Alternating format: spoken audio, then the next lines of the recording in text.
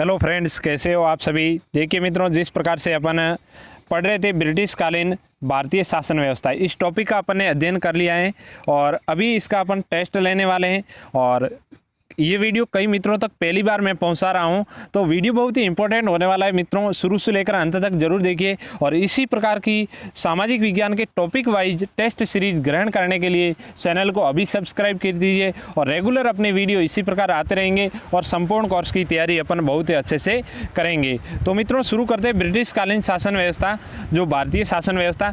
इस टॉपिक से अपने को रीट के अंदर क्वेश्चन हर बार देखने को मिलता है और इससे मैं कहूँगा कि लगभग 60% जो विद्यार्थी हैं वो क्वेश्चन गलत करके आते हैं, क्योंकि इसके जो क्वेश्चन बनते ही इस प्रकार के अटपटे क्वेश्चन हैं। तो चलिए शुरू करते हैं अपन अपने टेस्ट सीरीज और प्रश्नों के कितने क्वेश्चन आपके सही हो रहे हैं उसका कमेंट बॉक्स में ज़रूर आंसर बताइएगा। और चलिए शुरू करते हैं। पहला क्वेश्चन है अपना, शिक्षा नामक विषय को 1935 के अधिनियम के अनुसार किस सूची में रखा गया। देखिए मित्र, एक टॉपिक को अपन 2 स्टेप में क्लियर करते हैं, कभी कभार 3 स्टेप भी करते हैं। पहले उस टॉपिक को पूरा लर्न करते हैं और उसके बाद फिर नोट्स कभी कभार पढ़ते हैं और सीधा अपन उसका टेस्ट लेते हैं, तो इससे अपना पूरा टॉपिक क्लियर हो जाता है। तो शिक्षा नामक विषय को 1935 अधिनियम के अनुसार किस सूची में रखा गया था मित्रों। तो शिक्षा को 1935 के अधिनियम के अनुसार प्रांतीय सूची में रखा गया, प्रांतीय सूची में रखा गया। बी ऑप्शन इसका राइट हो जाएगा। सॉरी, मैंने जल्दी बता दिया इसका आंसर। ठीक है, आगे देखते हैं। अगला क्वेश्चन रहेगा, भारत के प्रथम वायसराय थे। भारत के प्रथम वायसराय कौन थे। Lord Canning, Lord Dalhousie, sir John Lawrence या फिर लॉर्ड मेयो। देखिए, भारत के प्रथम वायसराय कौन थे, जल्दी से कमेंट बॉक्स में उत्तर बताइए मित्रों। और नहीं है तो आप सोच लीजिए, पास में पेन और कॉपी लेकर बैठे जरूर और आंसर लिखते जाएं कितने क्वेश्चन आपके सही होते हैं, इसी प्रकार से करते जाएं। तो भारत के प्रथम वायसराय थे मित्रों, वो थे लॉर्ड कैनिंग, लॉर्ड कैनिंग। अगला क्वेश्चन है, ब्रिटिश कालीन भारत कितने प्रांतों में बंटा हुआ था। ब्रिटिश कालीन जो भारत है वो मित्रों कितने प्रांतों में बंटा हुआ था। 10, 11, 12, 13 कितने प्रांतों में बंटा हुआ था। अगर आपके लिए टाइम कम पड़ रहा है तो वीडियो को बिल्कुल पॉज करके आंसर बताने का प्रयास कीजिए मित्रों। इसका जो सही आंसर बनेगा मित्रों, ब्रिटिश कालीन भारत जो 11 प्रांतों में बंटा हुआ था। बी ऑप्शन इसका राइट हो जाएगा। अगला क्वेश्चन क्या है, ब्रिटिश संसद के द्वारा किस एक्ट को पारित कर गवर्नर की कार्यकारिणी परिषद के साधारण सदस्यों की संख्या 4 से बढ़ाकर 5 कर दी गई। 4 से बढ़ाकर 5 कर दी गई मित्रों। तो ये किसके अंतर्गत किया गया था मित्रों। 1858 का भारत सरकार अधिनियम या फिर 1861 का भारत परिषद अधिनियम या फिर 1881 का भारत परिषद अधिनियम या फिर 1919 का भारत सरकार अधिनियम। कौन से अधिनियम के तहत मित्रों ये किया गया था मित्रों, जल्दी बताइए इसका आंसर। इसका सही उत्तर हो जाएगा 1861 का भारत परिषद अधिनियम के तहत जो साधारण सदस्यों की संख्या 4 से बढ़ाकर 5 कर दी गई। किसके, गवर्नर की जो कार्यकारिणी थी, कार्यकारिणी परिषद की जो सदस्यों की 4 से बढ़ाकर संख्या कितनी कर दी गई, 5 कर दी गई। और अगला क्वेश्चन है अपना, ब्रिटिश पार्लियामेंट के किस एक्ट के द्वारा ब्रिटिश भारत में चुनाव पद्धति की शुरुआत की गई। कौन से जो एक्ट के द्वारा जो भारत के अंदर चुनाव पद्धति शुरू कर दी गई। तो मित्रों, ये कौन सा एक्ट था, जल्दी से इसका आंसर बताने का प्रयास कीजिए, अपने कॉपी में लिख लीजिए। 1858 का भारत सरकार अधिनियम या फिर 1861 का भारत परिषद अधिनियम या फिर 1892 का भारत परिषद अधिनियम या फिर 1919 का भारत सरकार अधिनियम। इसका सही आंसर क्या होगा मित्रों, जल्दी से बताइए। इसका सही आंसर हो जाएगा मित्रों 1892 का भारत परिषद अधिनियम। जो पार्लियामेंट में जो चुनाव पद्धति की शुरुआत की गई थी, जो था 1892 का भारत परिषद अधिनियम। अगला क्वेश्चन क्या है अपना, ब्रिटिश पार्लियामेंट में किस एक्ट के द्वारा विधान परिषद को अब संपूर्ण ब्रिटिश भारत के लिए कानून और नियम बनाने की शक्ति प्रदान की गई। जो ब्रिटिश पार्लियामेंट के किस एक्ट के द्वारा विधान परिषद को अब संपूर्ण ब्रिटिश भारत में के लिए कानून एवं नियम बनाने की शक्ति प्रदान की गई। तो ये मित्रों कौन सा एक्ट था, इसका जल्दी से आंसर बताइए। 1858 का भारत सरकार अधिनियम या फिर 1861 का भारत परिषद अधिनियम या 1881 का भारत परिषद अधिनियम या फिर 1919 का भारत सरकार अधिनियम। इसका सही आंसर क्या हो जाएगा मित्रों? इसका सही आंसर हो जाएगा 1861 का भारत परिषद अधिनियम के तहत जो विधान परिषद को अब संपूर्ण ब्रिटिश भारत में कानून नियम बनाने की शक्ति प्रदान की गई। अगला क्वेश्चन है, किस अधिनियम के द्वारा मुसलमानों के लिए प्रत्यक्ष मताधिकार और पृथक निर्वाचन क्षेत्रों की स्थापना की गई? पृथक मताधिकार और पृथक निर्वाचन क्षेत्रों की स्थापना की गई तो कौन से अधिनियम के तहत था मित्रों? तो ये मैं आपको एक हिंट बता दूं, मार्ले मिंटो एक्ट था जो उसके तहत पृथक निर्वाचन क्षेत्रों की स्थापना की गई थी। और तो इसका सही आंसर कौन सा हो जाएगा मित्रों? जिसने ये टॉपिक पढ़ा है पिछला वो तो जल्दी से आंसर बता देगा, नहीं से मित्रों आज से ही अपने जो पीछे अपन टॉपिक का लर्न कर रहे हैं, टॉपिक का पूरा अध्ययन कर रहे हैं और उसके बाद में टेस्ट दे रहे हैं, तो टॉपिक का अध्ययन हमारे साथ साथ ज़रूर कीजिएगा। इसका सही आंसर हो जाएगा मित्रों 1909 का भारत परिषद अधिनियम, जिसको मार्ले मिंटो एक्ट भी कहा जाता है। 1909 का भारत परिषद अधिनियम, इसका सी ऑप्शन राइट हो जाएगा। अगला क्वेश्चन रहेगा, सांप्रदायिक निर्वाचन पद्धति का जन्मदाता किसे कहा जाता है? सांप्रदायिक निर्वाचन पद्धति का जन्मदाता किसे कहा जाता है? जल्दी से बताइए मित्रों, आप सोचिए अपने दिमाग में। लॉर्ड कर्जन को, लॉर्ड डेलहौजी को, या फिर मॉर्ले और मिंटो को, मॉन्टेस्क्यू, चेम्सफोर्ड को, किसको कहा जाता है सांप्रदायिक निर्वाचन पद्धति का जन्मदाता? मित्रों इस एक्ट के द्वारा हिंदू और मुसलमानों को बांटने का जो कार्य किया गया, तो अभी मैंने जस्ट पहले बताया था मार्ले एंड मिंटो जो अधिनियम था उसके तहत ये निर्वाचन पद्धति को अलग किया गया, तो इसी को मार्ले एंड मिंटो को भारतीय सांप्रदायिक निर्वाचन पद्धति का जन्मदाता कहा जाता है।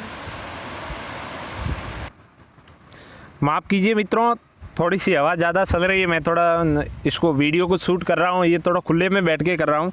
तो चलिए अगला क्वेश्चन अपना रहेगा, प्रांतों में वैद्य शासन की स्थापना किस एक्ट के तहत की गई? देखिए प्रांतों में जो वैद्य शासन, द्वैध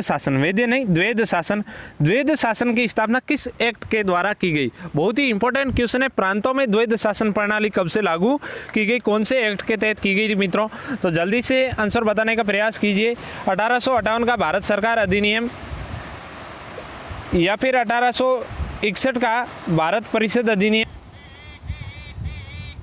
या फिर अगला रहेगा 1881 का भारत परिषद अधिनियम या फिर 1919 का भारत सरकार अधिनियम। किस अधिनियम के तहत प्रांतों में है जो द्वैध शासन प्रणाली लागू की गई, यानी दोहरी शासन प्रणाली लागू की गई? तो मित्रों इसका सही आंसर क्या हो जाएगा?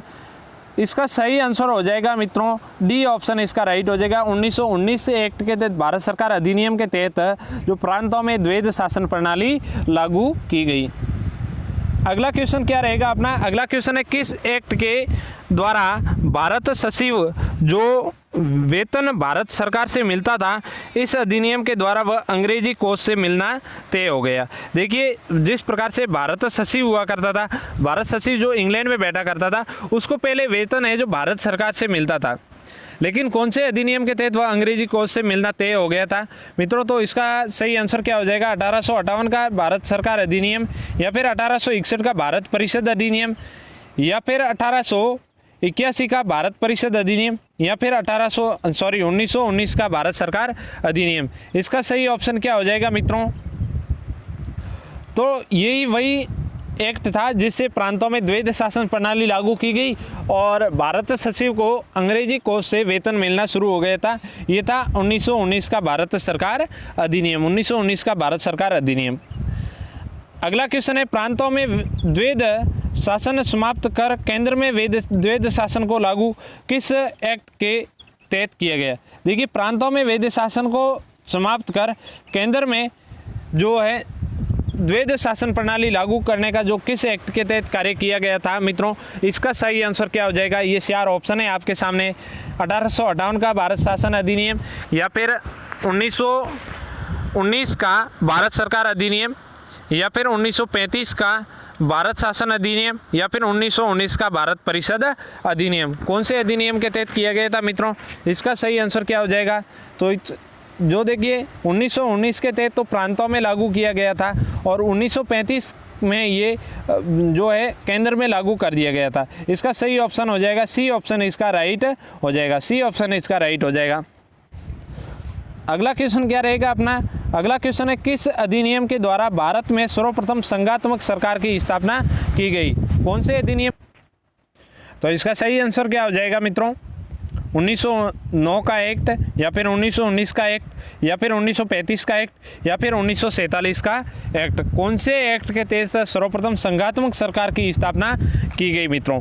तो इसका सही आंसर हो जाएगा भारत सरकार अधिनियम 1935, सी ऑप्शन इसका राइट हो जाएगा, 1935 का एक्ट। अगला क्वेश्चन क्या है? अगला क्वेश्चन है किस अधिनियम के द्वारा एक संघीय न्यायालय की स्थापना की गई? कौन से अधिनियम के तहत एक संघीय न्यायालय की स्थापना की गई? 1858 का भारत सरकार अधिनियम, या फिर 1935 का भारत परिषद अधिनियम, या फिर 1881 का भारत परिषद अधिनियम, या मित्रों 1919 का भारत सरकार अधिनियम। कौन से अधिनियम के तहत संघीय न्यायालय की स्थापना की गई? संघीय न्यायालय की स्थापना कौन से अधिनियम के तहत की गई मित्रों? तो इसका सही आंसर हो जाएगा मित्रों 1935 का जो भारत परिषद अधिनियम है उसके तहत संघीय न्यायालय की स्थापना की गई। अगला क्वेश्चन क्या रहेगा? अगला क्वेश्चन है अपना किस अधिनियम के तहत बर्मा को भारत से पृथक कर दिया गया? कौन से अधिनियम के तहत बर्मा को भारत से पृथक कर दिया गया मित्रों? तो इसका आप आंसर खोजने का प्रयास कीजिए। 1858 का भारत सरकार अधिनियम, या फिर 1935 का भारत परिषद अधिनियम, या फिर 1881 का भारत परिषद अधिनियम, या फिर 1919 का भारत सरकार अधिनियम। कौन से अधिनियम के तहत मित्रों किया गया था जो बर्मा को भारत से पृथक कर दिया गया था मित्रों? तो इसका सही आंसर बताइए। इसका सही आंसर हो जाएगा मित्रों 1935 का भारत परिषद अधिनियम। 1935 के अधिनियम के तहत बर्मा को भारत से अलग कर दिया गया। तो मित्रों मैंने आपको बता दिया इन प्रश्नों को या फिर आप इम्पोर्टेंट टॉपिक जो बिंदु आ रहे हैं उनको आप नोट डाउन करने का प्रयास कीजिए। अगला क्वेश्चन है 1935 के भारत शासन अधिनियम के अंतर्गत राज्यसभा, जिसे उस सदन भी कहा जाता था, में कुल कितने सदस्यों का प्रावधान था? जो राज्यसभा था उनमें कुल कितने सदस्यों का प्रावधान था मित्रों? देखिए चार ऑप्शन आपके सामने 250 या 260, 270 या 280। तो जो राज्यसभा में जो कुल कितने सदस्यों का प्रावधान था मित्रों? तो राज्यसभा में कुल सदस्यों का प्रावधान था 260 सदस्यों का प्रावधान था। बी ऑप्शन इसका राइट हो जाएगा। अगला क्वेश्चन क्या रहेगा अपना? अगला क्वेश्चन है 1935 के अधिनियम में राज्यसभा के कितने सदस्य देशी रियासतों के अंतर्गत आते थे? देशी रियासतों से कितने सदस्य राज्यसभा के अंतर्गत आते थे, जिसको मनोनीत सदस्य कहा जाता था? तो मित्रों ये देशी रियासतों से आने वाले कितने सदस्य हुआ करते थे? इसका सही ऑप्शन क्या हो जाएगा? 102, 103 या फिर 4 या 5। तो देशी रियासतों से मित्रों कितने आते थे जल्दी से बताने का प्रयास कीजिए, लिखने का प्रयास कीजिए, आप जो पढ़ा हुआ याद कीजिए। तो देशी रियासतों से मित्रों जो सदस्य आते थे वो आते थे 104 सदस्य देशी रियासतों से आते थे, और बाकी वाले सदस्य थे वो ब्रिटिश भारत से आते थे। अगला क्वेश्चन है अपना संघीय सभा, जिन्हें निम्न सदन भी कहा जाता था, का कार्यकाल कितना होता था? देखिए संघीय सभा जो निम्न सदन हुआ करता था, जिसको अब वर्तमान में लोकसभा कहते हैं, इनका कार्यकाल कितना हुआ करता था? तो मित्रों इसका तो बहुत सरल आंसर है, जल्दी से आप बता दोगे। संघीय सभा का जो कार्यकाल हुआ करता था मित्रों, ये हुआ करता था 5 वर्ष का। कितने वर्ष का हुआ करता था? 5 वर्ष का। अगला क्वेश्चन क्या रहेगा? 1935 अधिनियम में राज्यसभा का कार्यकाल कितना था? 1935 का अधिनियम जो था उसमें राज्यसभा का कार्यकाल कितना था? बहुत ही मोस्ट एंड इम्पोर्टेंट क्वेश्चन है। राज्यसभा का कार्यकाल कितना हुआ करता था मित्रों? देखिए 5 वर्ष, 6 वर्ष, 7 वर्ष या कोई नहीं। इसका सही ऑप्शन क्या हो जाएगा? जल्दी से बताने का प्रयास कीजिए। तो मैं बता दूं इसका सही ऑप्शन हो जाएगा कोई नहीं, क्योंकि राज्यसभा एक स्थायी सदन हुआ करता था, इसका कार्यकाल निश्चित नहीं हुआ करता था। प्रत्येक 3 वर्ष के बाद में 1/3 सदस्य है जो छुट्टी हो जाते थे, 1/3 सदस्य वो उनको हटा दिया जाता था, उसकी जगह दूसरे सदस्य मनोनीत किए जाते थे। तो इसका ऑप्शन सही हो जाएगा डी। तो ये बहुत ही याद रखने लायक बात है मित्रों। इसीलिए तो अपन इन टेस्ट सीरीज का जो सहारा लेते हैं। संघीय सभा के सदस्यों की संख्या होती थी। देखिए संघीय सभा में कितने सदस्य हुआ करते थे, संघीय सभा में कितने सदस्य हुआ करते थे मित्रों, जल्दी से बताने का प्रयास कीजिए। संघीय सभा में मित्रों उस समय सदस्य हुआ करते थे, वो हुआ करते थे 375 सदस्य। कितने हुआ करते थे? 375 सदस्य।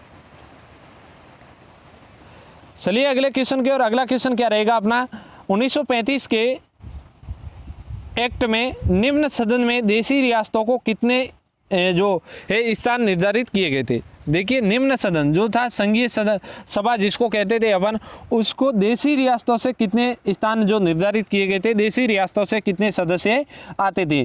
तो मित्रों इसका सही आंसर क्या हो जाएगा, 121 या फिर 124, 125 या फिर 123। जो देशी रियासतों से कितने सदस्य आते थे मित्रों, तो इसका सही आंसर हो जाएगा 125 सदस्य जो देशी रियासतों से आते थे। 375 कुल सदस्य हुआ करते थे, उनमें से 125 सदस्य हैं जो देशी रियासतों से आते थे। अगला क्वेश्चन है अपना, 1935 के अधिनियम के विषयों को कितनी श्रेणियों में बांटा गया। देखिए 1935 में जो विषयों को बांटा गया था वो कितनी श्रेणियों में बांटा गया था। तो इसका सही आंसर क्या हो जाएगा, 2 श्रेणियों में, 3 श्रेणियों में या फिर 4 या 5। तो जाहिर सी बात है आपको पता है कि 3 श्रेणियों में बांट दिया गया था, 3 सूचियों में बांट दिया गया था। तो वो कितने श्रेणियां थी मित्रों, तो वो थी 3 श्रेणियों में। कितनी श्रेणियों में थे, 3 श्रेणियों में। बी ऑप्शन इसका राइट हो जाएगा। अगला क्वेश्चन क्या रहेगा अपना, अगला क्वेश्चन है 1935 के भारत सरकार अधिनियम में विषयों को किन किन श्रेणियों में विभाजित किया गया। देखिए इसके ऑप्शन है संघ सूची, प्रांतीय सूची, समवर्ती सूची या उपरोक्त सभी। 1935 के भारत सरकार अधिनियम में विषयों को किन किन श्रेणियों में बांट दिया गया था मित्रों, तो इन 3 ही श्रेणियों में बांट दिया गया था मित्रों। तो इसे 3 सूचियां हुआ करती थी, उपरोक्त सभी इसका सही ऑप्शन हो जाएगा। डी ऑप्शन इसका राइट हो जाएगा। अगला क्वेश्चन क्या रहेगा अपना, अगला क्वेश्चन है 1935 के अधिनियम के अंतर्गत संघ सूची, राज्य सूची, समवर्ती सूची के अनुसार क्रमशः कितने विषय रखे गए। देखिए संघ सूची में कितने विषय रखे गए, राज्य सूची में कितने विषय रखे गए और समवर्ती सूची में कितने विषय रखे गए। तो इनका सही जो क्रम बताना है अपने को। तो जिसने ये पिछला टॉपिक अध्ययन किया है, मैं बार बार बता रहा हूँ मित्रों, तो वो तो इसका आंसर बताने का प्रयास करेगा। नहीं तो ये ऐसे क्वेश्चन हैं वो बहुत कम बताए जाते हैं। जिसके पढ़ा हुआ है ये टॉपिक वो तो आसानी से बता देगा। तो आशा है कि आपने अभी तक अपना आंसर है जो सोच लिया होगा।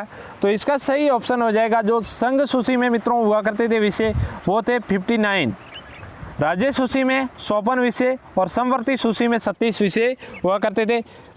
बी ऑप्शन इसका राइट हो जाएगा। अगला क्वेश्चन है अपना, विवाह नामक विषय को 1935 के अधिनियम के अनुसार किस विषय में, किस जो सूची में रखा गया था। विवाह को किस सूची में रखा गया था, इसका सही आंसर क्या हो जाएगा, संघ सूची, प्रांतीय सूची या फिर समवर्ती सूची। देखो विवाह है, तलाक है, ऐसे विषयों को उस समय किस सूची में रखा गया था। तो मित्रों जो विवाह को रखा गया था वो रखा गया था समवर्ती सूची में, समवर्ती सूची में रखा गया था विवाह को। सी ऑप्शन इसका राइट हो जाएगा।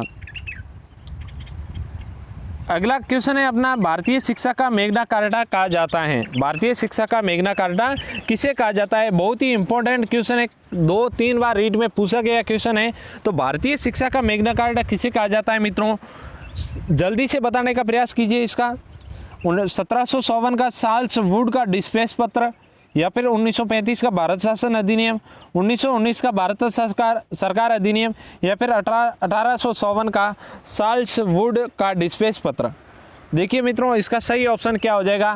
तो अभी तक आपने अपना आंसर बता लिया होगा, तो इसका राइट आंसर हो जाएगा डी, 1854 का साल्सवुड का डिस्पेच पत्र। उसको भारतीय शिक्षा का मैग्ना कार्टा कहा जाता है। अगला क्वेश्चन क्या है अपना, अगला क्वेश्चन है साल्सवुड के डिस्पेच के अंतर्गत उस शिक्षा का माध्यम क्या रखा गया। उस शिक्षा का माध्यम था वो कौन सी भाषा को सुना गया था साल्सवुड के डिस्पेच पत्र के अंतर्गत। तो मित्रों उस शिक्षा का जो जो भारतीय शिक्षा का मैग्ना कार्टा कहा जाता है, उसके अंतर्गत जो उस शिक्षा को जो माध्यम रखा गया था मित्रों वो क्या था, तो उसका माध्यम रखा गया था मित्रों अंग्रेजी। उस शिक्षा का माध्यम क्या था, अंग्रेजी माध्यम रखा गया था। तो इसका बी ऑप्शन राइट हो जाएगा। अगला क्वेश्चन क्या है, अगला क्वेश्चन है समाचार पत्रों को प्रतिबंधित करने के लिए सरकार ने कौन सा कानून बनाया। देखो समाचार पत्रों पर जो अंकुश लगाने के लिए जो ब्रिटिश सरकार ने कौन सा कानून लाया गया, कौन सा एक्ट लाया गया, तो इसका सही आंसर बताइए मित्रों।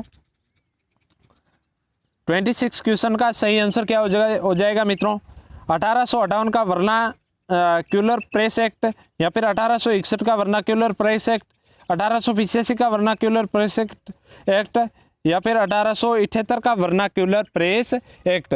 तो मित्रों इसका सही जो है सन जिसको पता है वही इसका आंसर बता पाएगा। तो वर्नाक्यूलर प्रेस एक्ट तो बिल्कुल राइट है, 1878 का vernacular press act, D option इसका राइट हो जाएगा। अगला क्वेश्चन क्या रहेगा अपना, अगला क्वेश्चन है इल्बर्ट बिल के अनुसार भारतीय न्यायाधीश को यूरोपियन के विरुद्ध सुनवाई का अधिकार दिया गया। देखिए बहुत ही इंपॉर्टेंट क्वेश्चन है, इल्बर्ट बिल के अनुसार भारतीय न्यायाधीश को यूरोपियन के विरुद्ध सुनवाई का अधिकार दिया गया। किस गवर्नर जनरल के काल में ये लाया गया, कौन से गवर्नर जनरल के काल में ये लाया गया था, इसका क्या आंसर हो जाएगा मित्रों, जल्दी से सोचकर बताइए।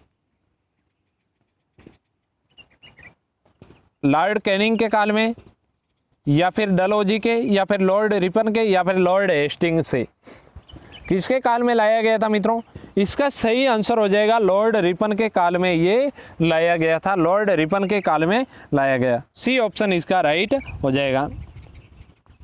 अगला क्वेश्चन है राजस्थान में अंग्रेजी शिक्षा का आरंभ राजस्थान के किस क्षेत्र से हुआ था। देखिए राजस्थान में अंग्रेजी शिक्षा का आरंभ है वो कौन से क्षेत्र से प्रारंभ हुआ माना जाता है, जयपुर से, अजमेर, उदयपुर, या फिर अलवर।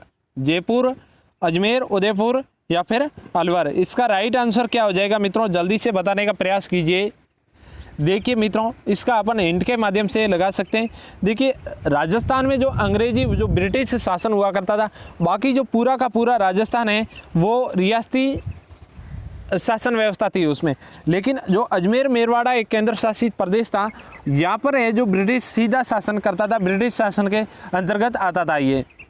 तो यहाँ पर जो है अंग्रेज रहते थे, तो इसीलिए अंग्रेज यहाँ से अंग्रेजी जो शिक्षा का जो आरंभ करते हैं, यहाँ पर जो राजा महाराजाओं के जो राजकुमार हैं उनको शिक्षा प्रदान करने के लिए यहाँ पर अंग्रेजी शिक्षा शुरू की जाती है। तो इसका राइट आंसर हो जाएगा बी ऑप्शन इसका राइट हो जाएगा, अजमेर।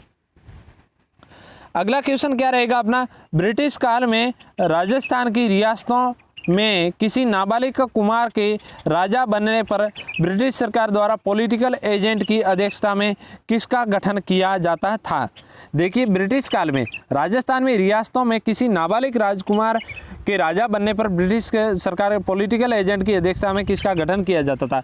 देखिए मित्रों कोई राजा होता था, यहाँ तो राजा की मृत्यु हो जाती थी या फिर राजा किसी कारणवश पदच्युत हो जाता था, तो उसका जो नाबालिग जो राजकुमार होता था यहाँ पर शासन चलाने के लिए किसी राजा जो उत्तराधिकारी जो होता था अगर नाबालिग है तो उसके लिए जो